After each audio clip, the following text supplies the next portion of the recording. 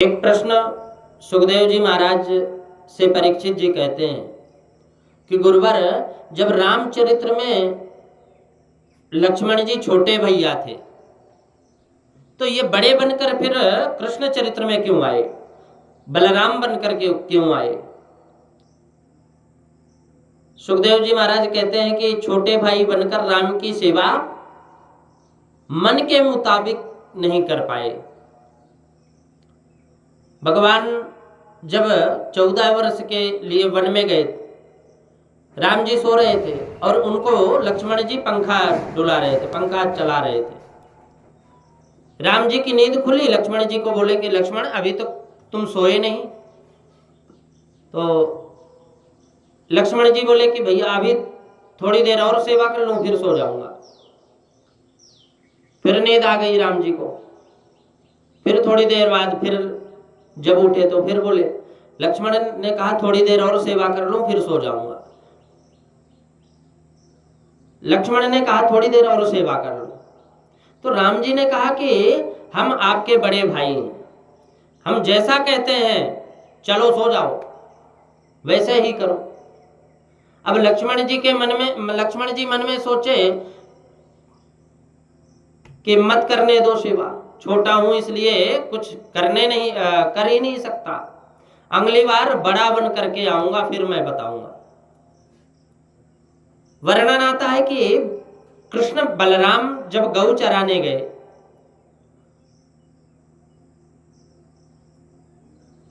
तो बलराम जी को याद आ गई, अब छोटा भैया थोड़ी हूं, मैं बड़ा हूं।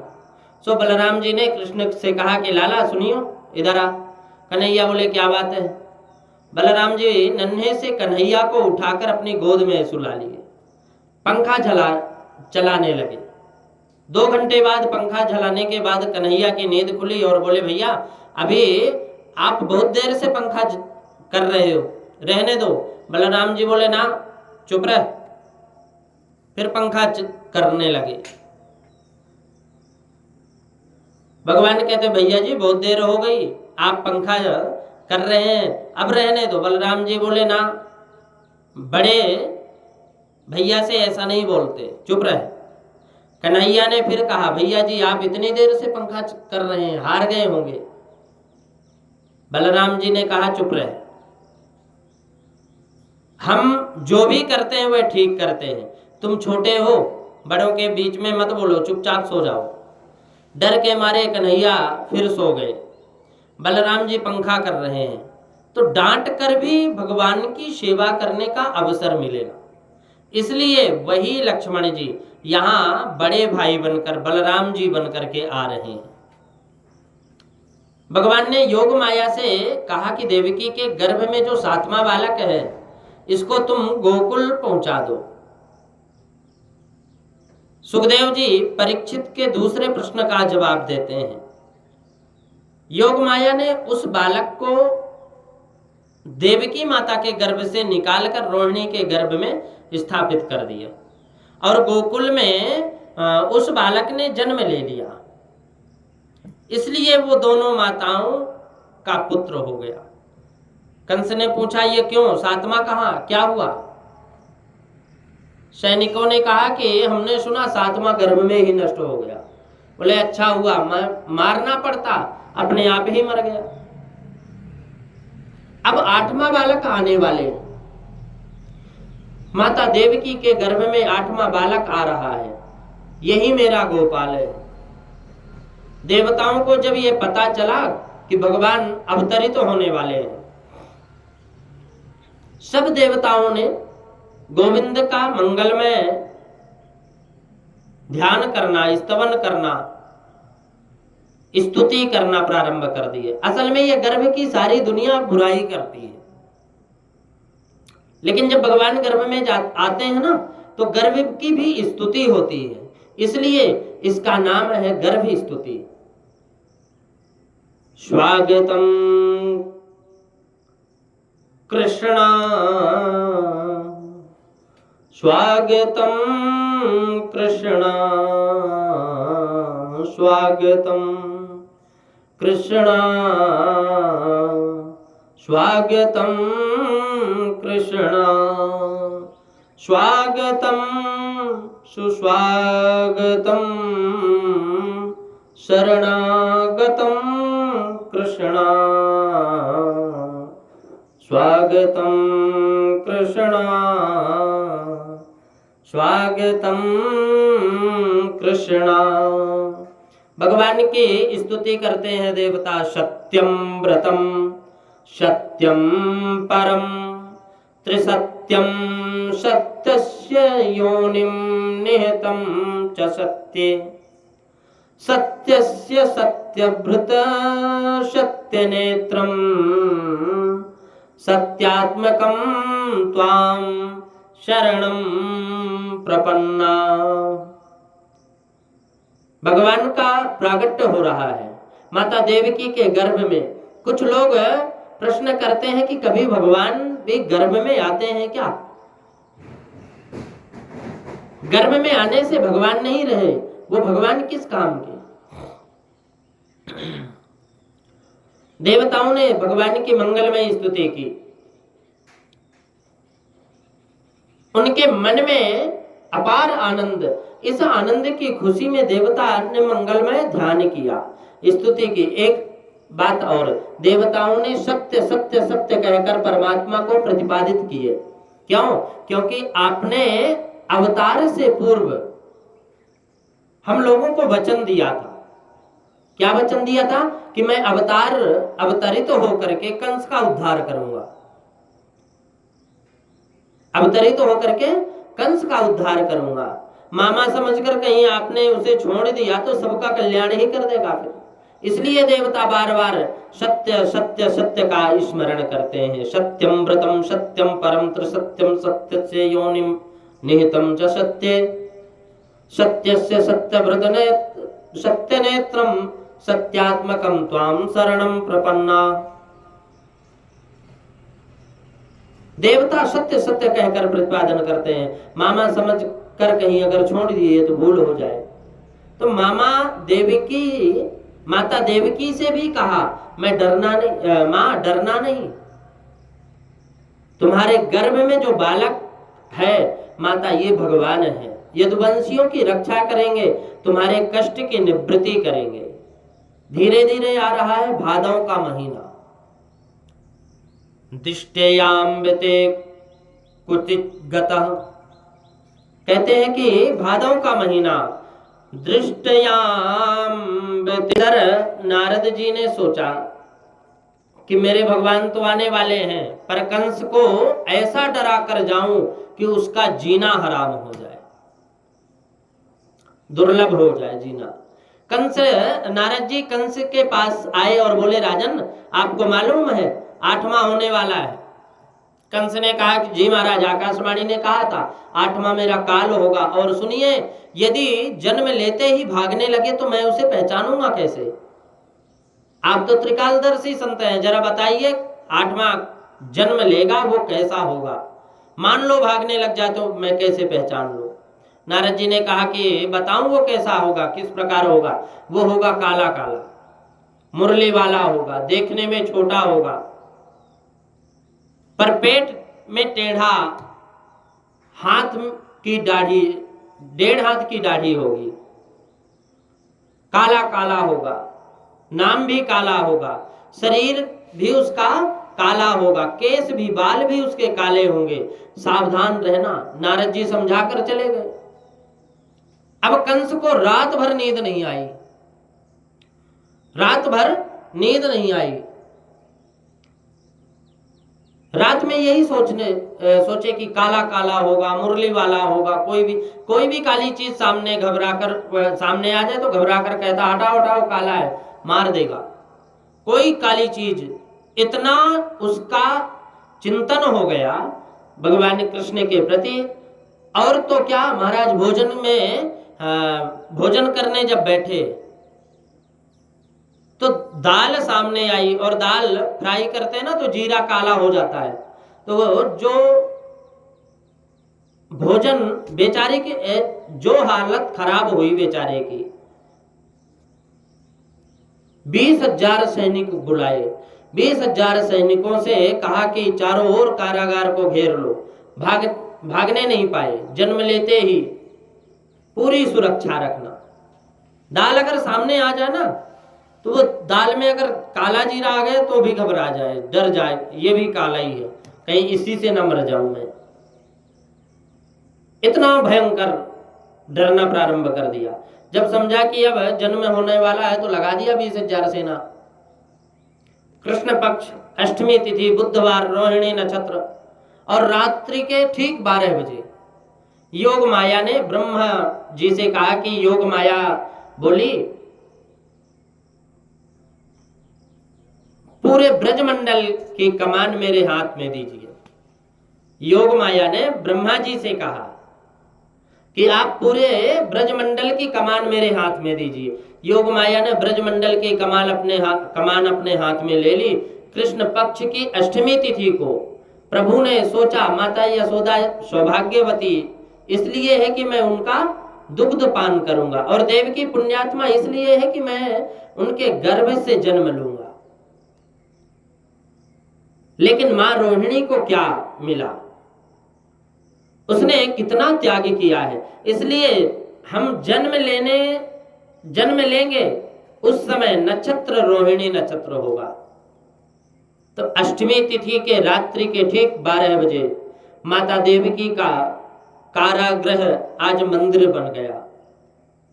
कारागृह में प्रवेश हो रहा है, प्रकाश हो रहा है और पूरे ब्रजमंडल में सन्नाटा छा गया।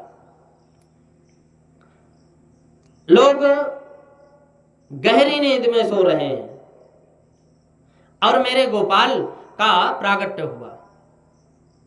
बोले बाल कृष्ण लाल की जय। कमल नयन चतुर्भुज नारायण भगवान बालक का रूप लेकर के वसुदेव देवकी के समक्ष प्रकट हो गए।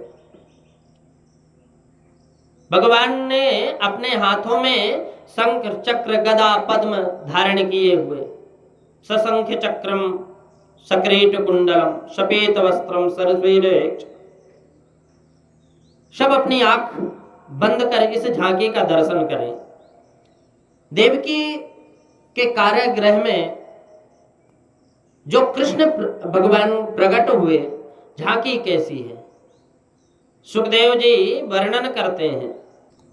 सुखदेव जी वर्णन करते हैं कि तमद्भुतम बालक कंबुजे क्षणम चतुर्भुजम शंख गदार युधायुधम श्री वत्स लक्ष्मम गलशोभिकौस्तुभम पीतांबरम सांद्र पयोध सौभगम। देवकी वसुदेव ने मेरे गोविंद की झांकी को देखा।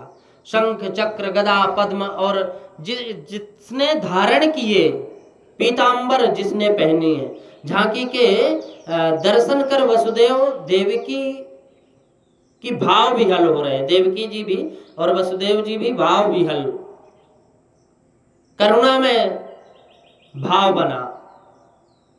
उनके नेत्रों से आंसू निकलना प्रारंभ हो गए। बिंबा फल जैसे ओष्ठ हो गए, टमाटर जैसे गाल है, शंख जैसे ग्रीवा है, करधनी पहने हैं, कमल जैसी आंखें, नीलमणि जैसा प्रकाश प्रकाशित हो रहा है। देवकी वसुदेव दोनों ने गोविंद को प्रणाम किया और ऐसी सुंदर स्तुति की कि दोनों के नेत्रों से झरझर झरझर आंखों में आंसू। सारे ब्रजमंडल में सन्नाटा छाया है, सब सो रहे हैं। माता देवकी कहती है कि रूपम यद तत्, मैं कितना सौभाग्य है मेरा, मैं अपने आप को सौभाग्य को किन शब्दों से वर्णन करूं। मेरे घर स्वयं भगवान अवतरित होकर के आए हैं। ये निर्गुण निर्विकार निर्विशेष ये ब्रह्म आज मेरे घर आया और मेरा सौभाग्य है।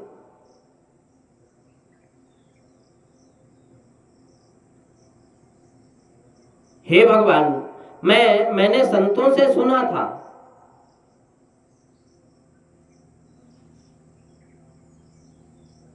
मैं संतों से सुना था कि मृत्यु के भय से भयभीत प्राणी 10 दिशाओं में डोलता है, पर इसको अभय नहीं मिल पाता। इसको अभय कौन दे? आपके चरणों का आश्रय ले ले तो मौत पर विजय प्राप्त कर लेता है।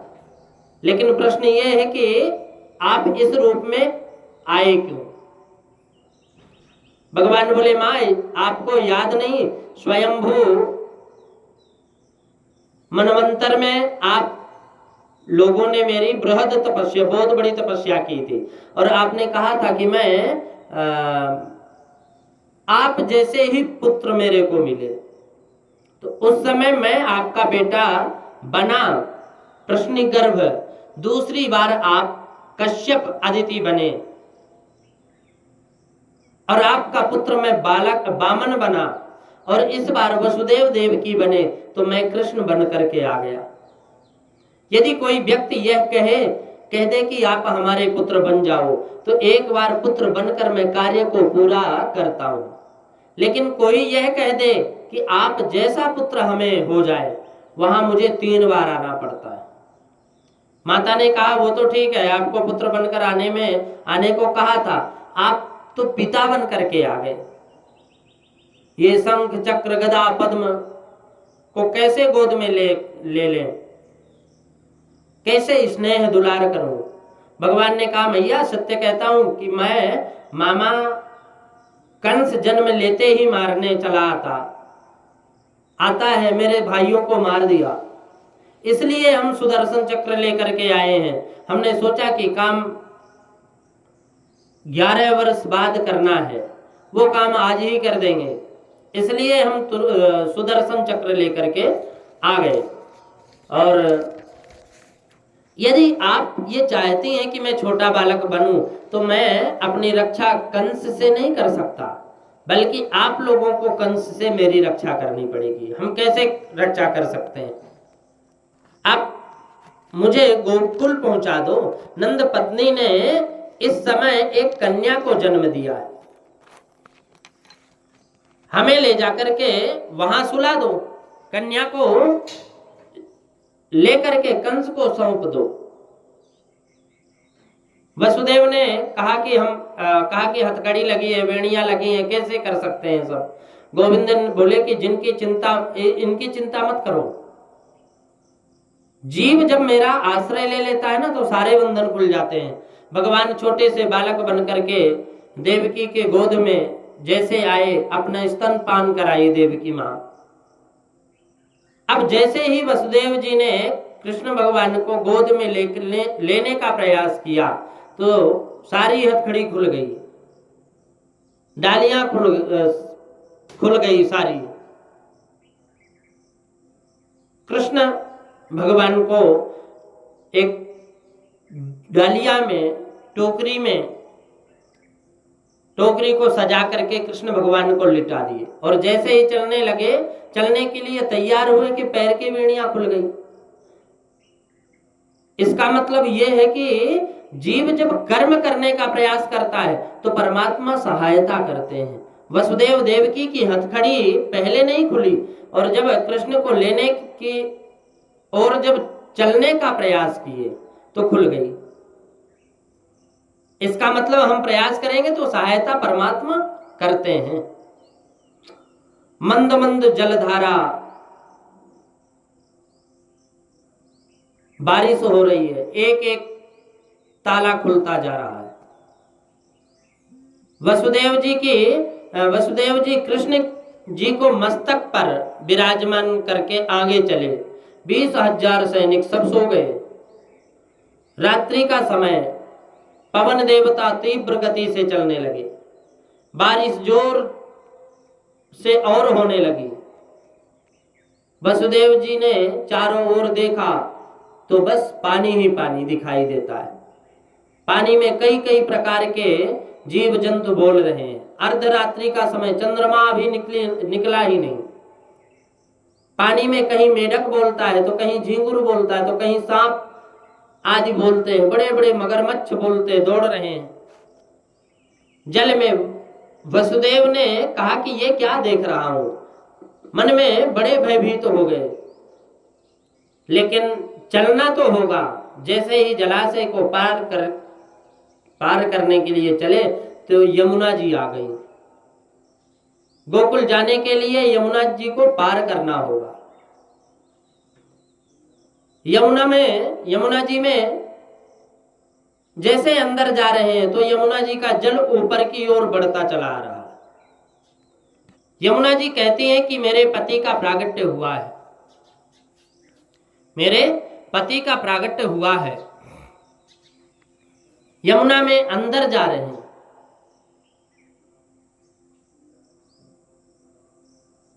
मैं इनके चरणों का स्पर्श करूंगी।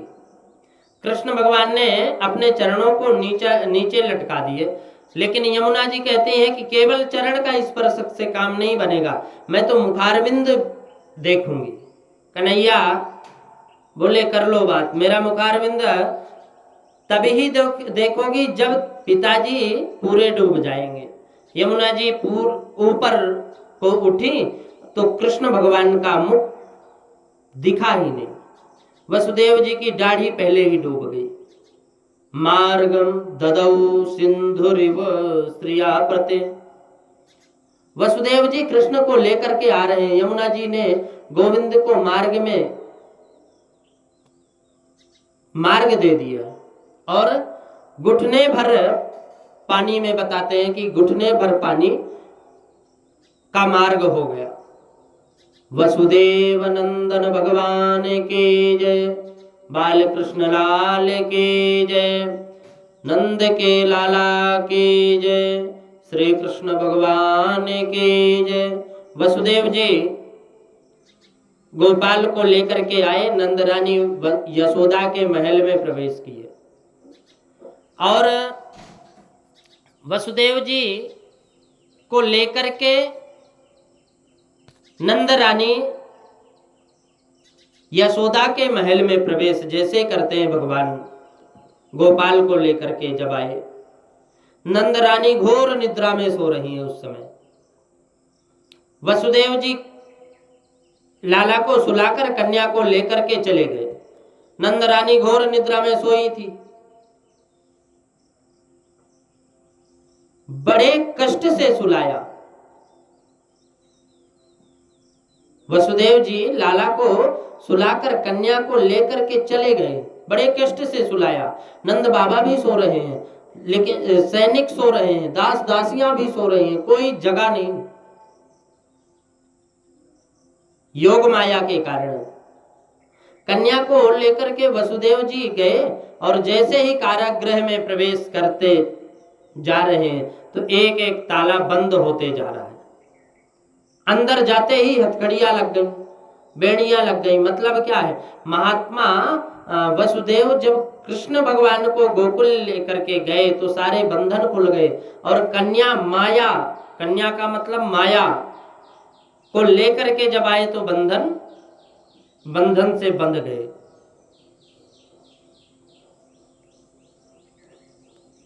जीव जब परमात्मा का आश्रय लेता है तो सारे बंधन खुल जाते हैं और परमात्मा को छोड़कर जब माया को पकड़ता है तो सारे बंधन बंध जाते, सारे बंधनों से बंध जाता है, क्योंकि माया बांधती है और गोविंद छुड़ाते हैं।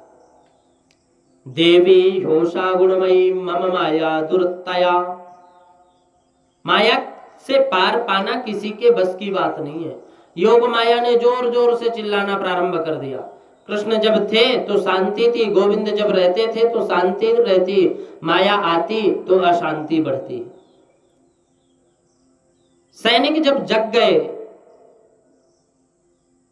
और जब जगे और देखे कि यह तो यहाँ कन्या की आवाज, बच्चे की आवाज आ रही है, तो कंस के पास दौड़कर गए और वहां सन्नाटा जो छाया हुआ था मिट गया। बोले पकड़ो पकड़ो कंस को, जाकर के बोलो महाराज 8वां हो गया। कंस ने ताले खुलवाए, देवकी के 8वें बालक को लेने के लिए बोला कि हमें दे दो। देवकी ने कहा भैया मेरे 6 पुत्रों को तुमने मार दिया, 7वां मुझे मिला नहीं, ये तो कन्या है, इसे छोड़ दो। कंस ने कहा बेटी है या बेटा होना था? बेटी कैसे हो गई? मैंने इतना बड़ा पापी थोड़ी ही हूं, कन्या को मारूंगा नहीं, मैं तो इसे मार भी नहीं सकता, मारने का सोच भी नहीं सकता। कंस के सैनिकों ने कहा महाराज यह 8वीं बार पुत्री इसलिए आई है क्योंकि देवता जानते हैं आप कितने दयालु हैं। देवताओं ने सोचा कि इसे पुत्री समझकर आप छोड़ देंगे, लेकिन इसी पुत्री को आपने छोड़ दिया तो इसी पुत्री के जो पुत्र होगा वो आपको मारेगा। कंस ने कहा अच्छा तुम ठीक बोलते हो। देवकी रोती ही रह गई, उसकी गोद से कन्या को छीन लिया और धड़ाम से पत्थर पर गिरा दिया। लेकिन वो तो योग माया थी, अष्टभुजी दुर्गा बनकर अनंत आकाश में चली गई और आकाशवाणी कर दी, बोले कि दुष्ट कंस, मेरे जैसे निरापराध बालकों को मारने से तुझे क्या मिलेगा? तेरा शत्रु तो कृष्ण है और वो तो ब्रज में ही अवतार ले लिए। किम मया हतया मंद जातः खलु तवान कृत यत्र क्वा वा पूर्व शत्रुर्मा हिंसी कृपणान वृथा। तू मुझे क्या मार रहा है? मेरे जैसे निरापराध बच्चों को तू मारेगा, क्या मिलेगा तुझे? तो तेरा शत्रु भगवान कृष्ण तो पहले ही ब्रज में अवतार ले लिए। कंस ने कहा हे माता ये बताओ कौन से गांव में लिया है? नाम नहीं बताऊंगी, लेकिन अवतार ले लिया, ब्रज में लिया है। कंस ने वसुदेव देवकी को प्रणाम करके एक बार उन्हें छोड़ दिया। आपातकालीन सभा बुलाई, कृष्ण को मारने का प्रयास किया, तो ये हो गई मथुरा की बात। अब चलते हैं गोकुल में। तो गोकुल में नंद बाबा ब्रज के राजा है। नंद बाबा के घर लाला भयो और वो नंद बाबा 75 साल के हो गए। नंद बाबा के एक भी बालक नहीं हुए, 75 साल के हो गए। एक दिन सांडिल्य मुनि से बोले कि महाराज 75 साल के तो हो गए हो, लाला तो भयो ना है। ब्राह्मण देवता बोले चकाचक घुटवा देवो सो लाला हो जाएगो, यानी अच्छा भोजन करा दो तुम्हारे संतान की प्राप्ति होगी। अन्नदान का बड़ा महत्व है। सबसे बड़ा अन्नदान है। संतों ने कहा, बाबा ने कही कि नाय कब करी महाराज, आप अनुष्ठान तो करो। मैं तो राजी हूं, ब्राह्मण देवताओं ने अनुष्ठान कियो। अब सबको ऐसो लगे कि घर में लाला होएगो। रात्रि में वसुदेव जी कब अदला बदली कर गए काऊ को पतो नहीं चली। नंद बाबा की 2 बहनें हैं, बड़ी का नाम है नंदा और छोटी का नाम है सुनंदा। नंदा और सुनंदा को ये पता चले कि नंद रानी के लाला हो गए हो। सो 6 महीने पहले ही नंद रानी के लाला होएगो, तो 6 महीने पहले ही वो गोकुल में आ गई। ये जो ननद होती है ना, ऐसे मौका देखती रहती हैं कि भाभी के यहाँ कुछ हो और हम भाभी की सेवा करें, फिर वो सेवा में ही मेवा मिलती है। ये सब तो खुशी की बात है, आनंद की बात है, ननद भाभी के विनोद की बात है।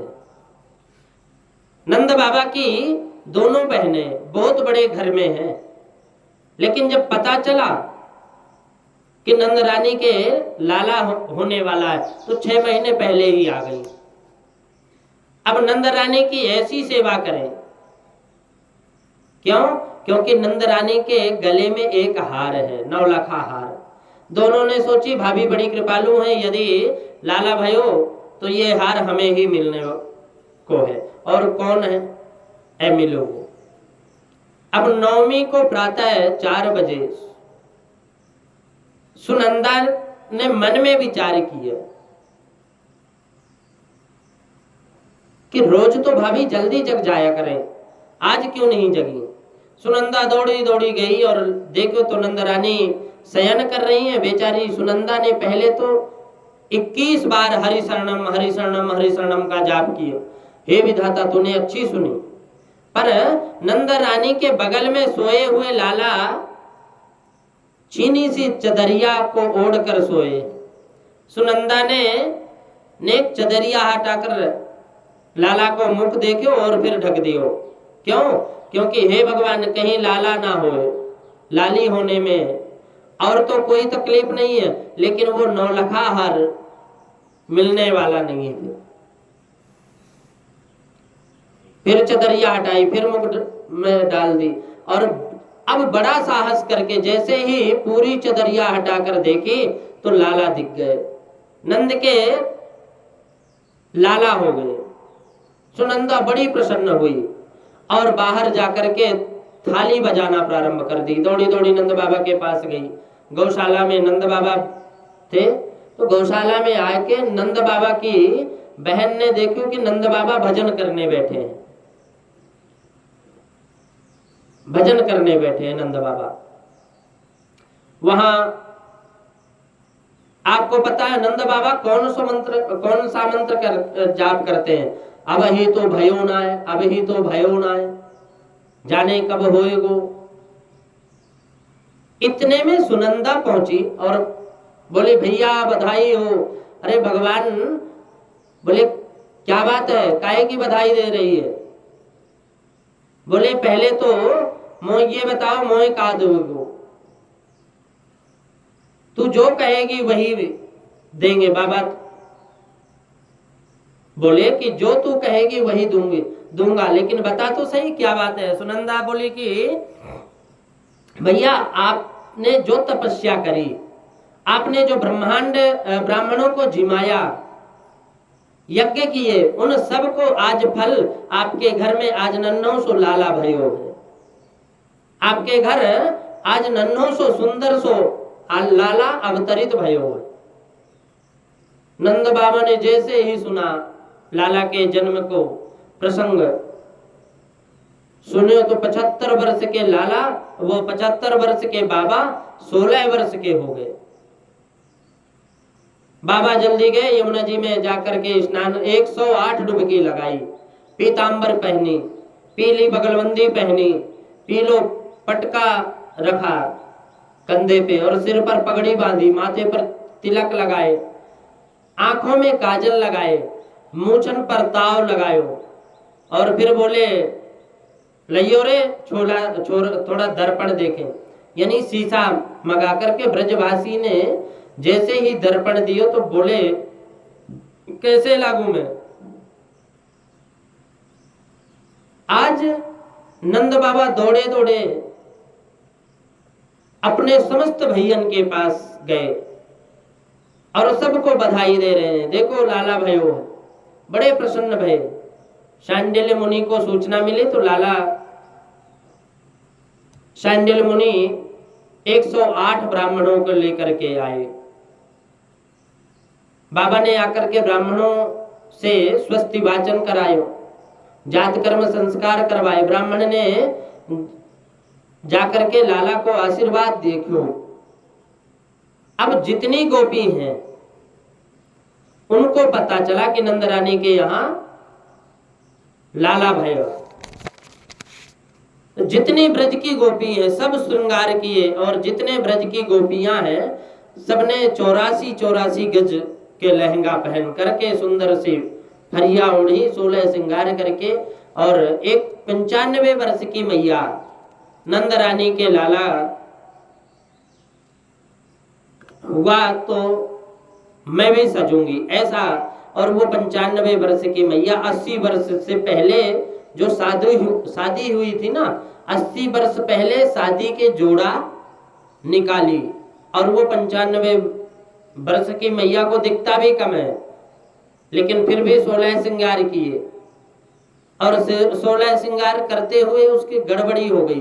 ओंठ पे लगाने वाली चीज वो आंख में लगा ली और आंख में लगाने वाली ओंठ पे लगा ली, और मन में लोगों को बोलती आज नहीं सजूंगी तो कब सजूंगी। नंदरानी के लाला हुआ है, युवती हैं वो सज रही हैं, वृद्ध हैं वो सज रहे हैं, बालिका भी सज रहे हैं, दौड़े दौड़े नंद के महल में आ रहे हैं, सब सज धज करके। जितने ब्रजवासी हैं सब पीतांबरी धारण करके, बगलबंदी पहन करके, सिर पर पगड़ी बांध करके, घुटनों तक काजर, घोंटों तक काजर लगा करके, सबके माथे पे तिलक लगा हुआ, सद झद करके लाठियां लेकर के नंद जी के द्वार पर पहुंच गए। ये गोपियां यशोदा के पास में आई और वहां आकर के बड़ी जोर से यशोदा को बधाई बोली, यशोदा बधाई हो।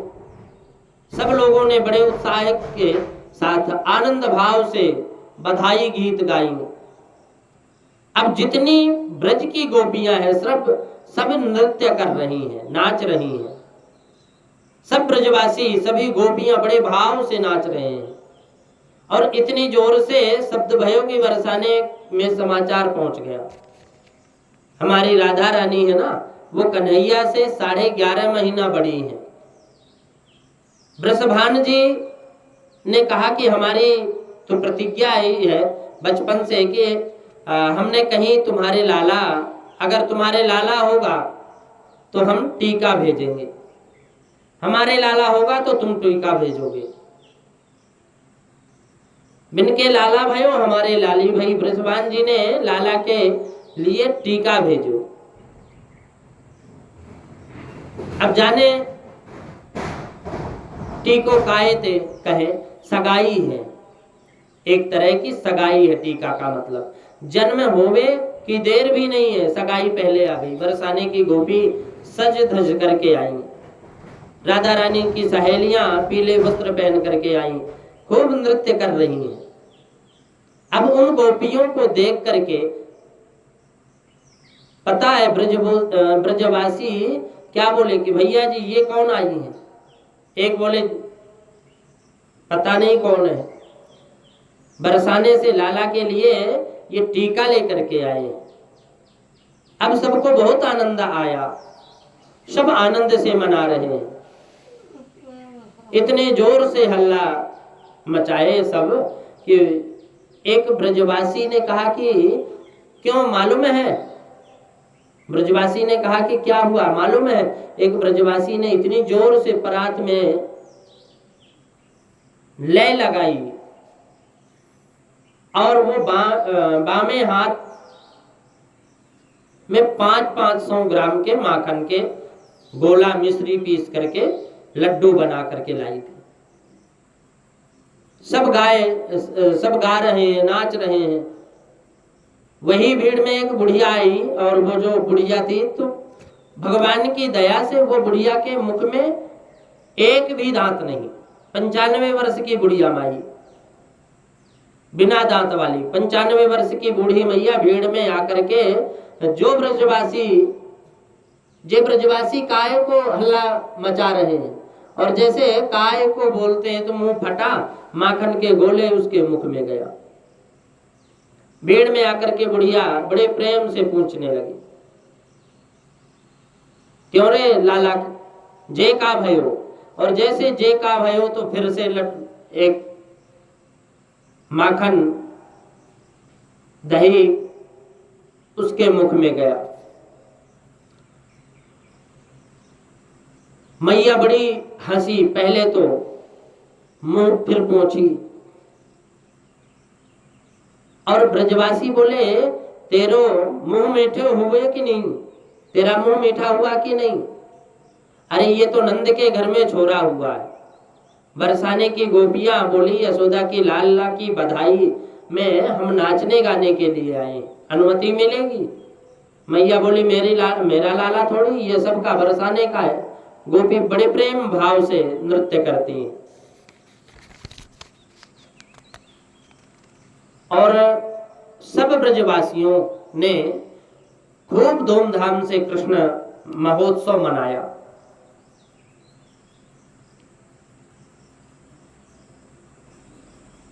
आनंद आ रहा है। और कहते हैं कि नंदस्त्वात्मजम उत्पन्ने जातल्लादो महामनाः आहूय विप्रान वेदज्ञान स्नातः सुचिरलंकृतः। नंद जी के घर में आत्मज हुआ है। नंदस्त्वात्मजम उत्पन्ने, नंद के घर में आत्मज हुआ, उत्पन्न हुआ। इसलिए आज नंद महाराज महान मन वाले हो गए। बड़े बड़े यज्ञ, देव यज्ञ, वैदज्ञ ब्राह्मणों को बुलाकर भी श्री नंद महाराज ने धूमधाम से लाला को जन्म उत्सव मनायो। धेनूनाम नियते प्रदाद विप्रेच्छः समलंकृते तिलाद्रेन सप्तरत्नौघ सात कौभाम्बरावृतान्। नंद बाबा ने लाला के जन्म उत्सव की खुशी में 2 लाख गायों को दान किया। धेनु नाम नियते, दान किए धेनु का, गाय का। और 7 तिल के पहाड़ बनाए, सुवर्ण मंडित करके, सोने से मढ़ करके सबको दान दे दिए। परमात्मा का उत्सव है, प्रभु का प्रागट उत्सव है, इसे आनंद से हम मनाएं। संसार के पुत्र के जन्मोत्सव को मनाना जरूरी नहीं है, लेकिन भगवान का जन्मोत्सव तो नित्य मनाना है। गोपियों के मन में कितनी खुशी है, कितना आनंद है। ऐसा श्रृंगार करके आई आज गोपियां, कितनी सुंदर इनकी झांकी है। युवतियां भी सज रही हैं, नन्ही नन्ही बालिकाएं भी सज करके आई हैं, वृद्ध माता भी सज करके आई हैं। मुंह में एक भी दांत नहीं, वो भी 16 श्रृंगार करके आई हैं। नंदरानी के लाला हुआ है, आज नहीं तो सजेंगे तो कब सजेंगे फिर। परमात्मा के जन्मोत्सव में मन रूपी मयूर स्वयं नाचने लग जाता है। ये तो आनंद की बात है, हर्ष की बात है। खूब नाच रहे हैं, हल्दी अबीर गुलाल सब एक दूसरे के खींचातानी करके लगा रहे हैं। नंद बाबा के घर बालकृष्ण का, लाल का जब जन्म उत्सव 6 महीने लगातार मनाते रहे, लेकिन नंद बाबा के यहाँ उत्सव में सब लोग आए, माता रोहिणी नहीं आई। क्यों नहीं आई? क्योंकि रोहिणी के पति जेल में बंद है। और शास्त्र ऐसा कहता है कि यदि पति के जीवन में संकट आवे तो पत्नी को ज्यादा सज धज करके किसी उत्सव में सम्मिलित नहीं होना चाहिए। ये प्रोत्साहित स्त्री का लक्षण है। सतीत्व स्त्री का लक्षण है। माता रोहिणी अपने कक्ष में बैठी और खिड़की से कृष्ण का जन्मोत्सव देख रही हैं और रोती हैं, खाली रोती हैं वो। लेकिन लाला का जन्मोत्सव मनते मनते 6 दिन पूरे हुए और 6 दिन पूरे हो गए। यशोदा जी से नंद जी ने कही, क्यों सब लोग नाच रहे हैं, गा रहे हैं, आनंद मना रहे हैं, रोहिणी क्यों नहीं आई? यशोदा जी बोले कि मैं भी ध्यान नहीं दिया, रोहिणी जी तो आए ही नहीं। रोहिणी बोली, आप लोग मनाओ, मेरा यही आशीर्वाद है। क्यों? क्योंकि उनके पति अभी जेल में बंद है। माता श्रृंगार ने करके उत्सव में कैसे जाए, संकोच लगता है उन्हें, इसीलिए वो नहीं जा पा रहे। नंद जी ने कहा कि देखो, आप नहीं चलोगे तो मन में बहुत कष्ट होगा और आपको चलना ही पड़ेगा। रोहिणी च महाभागा नंद गोपाभिनंदिता। रोहिणी माता ने भी देखा, और ये संसार के नियम अलग है, ये तो गोविंद का जन्मोत्सव है। गोविंद के जन्मोत्सव में कैसा संकोच। रोहिणी मैया भी आई और आकर के लाला को खूब गोद में लिए। यही रोहिणी की एक दृश्य देखा, कन्हैया सोए हुए पलना में, और बलराम जी बार बार देख रहे हैं, पलना को पकड़ रहे हैं, खड़े होने का प्रयास कर रहे हैं, धड़ाम से गिर जाते हैं। मैया रोहिणी को आकर के गोविंद के हाथ में दिए और कन्हैया को लेकर के नृत्य करने लगी, भाव से नाच रही बलराम मैया की रोहिणी। ऐसा उत्सव मनाए। नंद कछु इतनो जुदियो, घनश्याम कुबेर कुभात मति बोरी, देखत मोहि लुटाय दियो, न बची बचिया छछिया न पिछोरी। ऐसे लुटाए नंद जी, लेकिन नंद जी ने गंभीर होकर कहा कि भैया आप लोग लाला के जन्मोत्सव मनाओ, मैं कंस को वार्षिक कर दे करके आता हूं। अब वार्षिक कर्ज को कंस को देने के लिए नंद जी मथुरा गए, क्योंकि कंस बड़े राजा है ना, छोटे छोटे राजा हर वर्ष में कर देते हैं। और जैसे ही वार्षिक कर देकर लौट ही रहे थे कि नंद जी का वसुदेव जी से मिलना हो गया। वसुदेव जी को 2-4 दिन के लिए कंस ने छोड़ा था। वसुदेव जी मिलकर के नंद जी रुदन करने लगे। अहो ते देवकी पुत्रा कंसेन बहुभूष हता। वसुदेव बड़े कष्ट की बात है, जितने पुत्र तुम्हारे घर जन्म लेकर के आए दुष्ट कंस ने सबको मार दिया। भैया मैंने सुनी कि बाद में एक कन्या बची थी, वो भी स्वर्ग में चली गई। सुन करके मुझको बड़ो कष्ट भयो। अब वसुदेव जी तो कह नहीं सकते कि तुम्हारे घर जो बालक है वो मेरा ही है। वसुदेव जी कहते हैं कि मन को छोटा करने से क्या फायदा, नंद जी बस ये समझो कि मेरे पुत्र आपके घर में ही है, मैं छोटे वाले पुत्र को आपको ही पुत्र मान लूंगा।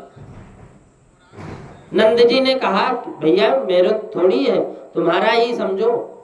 और दोनों मिलकर के बहुत प्रसन्नता की बात हुई। इधर कंस ने रात्रि में आपातकालीन सभा बुलाई कि सभा में कहा कि सैनिकों से कहा कि मेरे शत्रु कृष्ण ने जन्म ले लिया और मैं नहीं चाहता कि ये बड़ा होकर के मुझे मारे, इसलिए कृष्ण की मृत्यु होनी चाहिए, मारना चाहिए। ऐसा मन में विचार किया। कंस के सैनिकों ने कहा कि हम कहां कहां ढूंढेंगे। एक निश्चय हमारा है कि 84 कोस के ब्रज में जितने गांव हैं, गांवों में घर घर में हम भेष बदल कर जाएंगे और जितने बच्चे महीना भर के अंदर जो जन्म लिए हैं सबको मार देंगे। जो महीना भर में जन्म लिए हैं उनको मैं मार दूंगा, आपका शत्रु मर जाएगा। कंस ने कहा ये तो ठीक है, लेकिन तुम लोगों को घर में घुसने कौन देगा। पूतना बोली मैं जाऊंगी और मैं मारूंगी। कंस ने कहा कि तुम कैसे मारोगी पूतना। पूतना बोली कि भैया मैंने एक निश्चय किया है कि दोनों स्तनों में मैं जहर लगा करके जाऊंगी और जहां लोग कृष्ण को जन्मोत्सव मना रहे होंगे वहां मैं कृष्ण को उठा करके गोद में लेकर के जहर भरा स्तनपान मुंह में दे दूंगी, वही मर जाएगा। कंस ने कहा वो तो ठीक है, पर तुम्हें भी घर में घुसने कौन देगा। ये काला काला चेहरा, ये 5-5 इंच के बड़े बड़े दांत, विकराल रूप शरीर, क्या करोगे। पूतना बोली चेहरा काला हुआ तो क्या हुआ, मैं ऊपर से प्लास्टर लगवा लूंगी। रही बात दांतों की, कटवा लूंगी, थोड़े छोटे करवा लूंगी। फिर आपको मेरे चेहरे से कोई परिवर्तन दिखे तो घूंघट लगा लूंगी। घूंघट में किसे पता चलेगा कि ये कौन है, राक्षसी है। पूतना घूंघट लेकर के जाने के लिए तैयार।